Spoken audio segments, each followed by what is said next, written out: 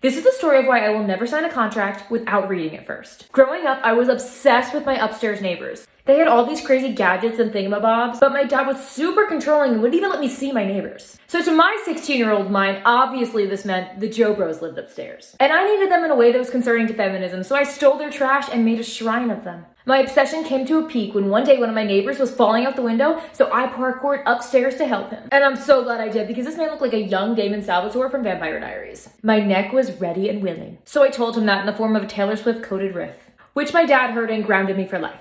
But I was bad as a teen. I'm talking I was on Dr. Phil level bad. So I hired a piece of calamari and drag to help me find this man. Her only request was that I lip sync for my life or she'd tell my dad. Well, and turn me into a worm. Surprisingly, this turns out to be a problem, because this Salvatore brother rejects me for Miss Calamari. She told him that my debut EP was actually her. Long story short, it turns out I also signed away my legs, which seems illegal, but my dad is apparently Elle Woods because he wins my case. But bottom line, don't fall for a guy who only remembers your voice.